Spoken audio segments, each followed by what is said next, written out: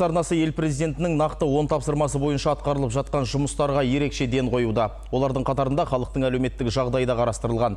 1 сәуірден бастап жаңартылған атаулы әлеуметтік көмек енгізілді. Ол аз қамтылған көп балалы отбасылардың әлеуметтік қолдауға бағытталған. Осы уақыттан бастап бүгінгі күнге дейін аталған мәселе бойынша 7000-нан астам өтініш түсіп, оның ішіндегі 2600 отбасыға төлемдер жасалды.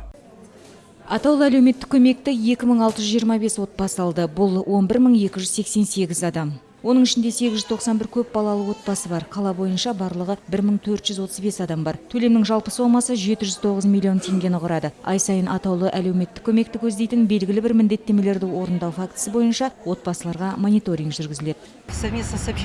Біз бүгін Павлодар қаласының халықты жұмыспен қамту орталығына бардық. Біздің азаматтарымыздың мемлекеттік қызметті қалай алатындығын зерделедік. Мемлекеттік қызметті көрсетудегі қандай проблемалық мәселелерге назар аудару, сондай-ақ мемлекеттік қызметті алу кезіндегі теріс пайдаланушылықты жою туралы ұсыныстарды әзірлеу, азаматтардың аталмыш қызметті алу шарттарымен таныстыру айтылды.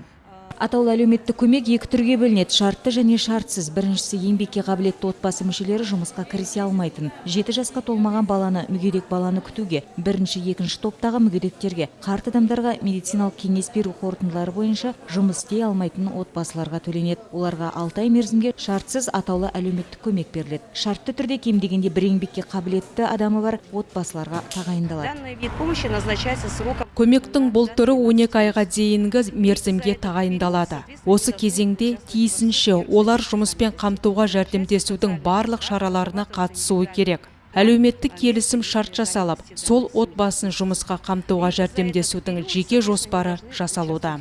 Азаматтарды жұмыспен қамтамасыз ету және бизнесті іске асыру үшін 200 айлық есептік көрсеткіштен 75 өтеусіз мемлекеттік грант және жастарға арналған 86 грант бөлінді. 30 мамандық бойынша қысқа мерзімді курстар құрылды. Әсел Жақсыбаева, Валерий Степчук, Дәулет Қошқарбаев, Ертіс ақпарат.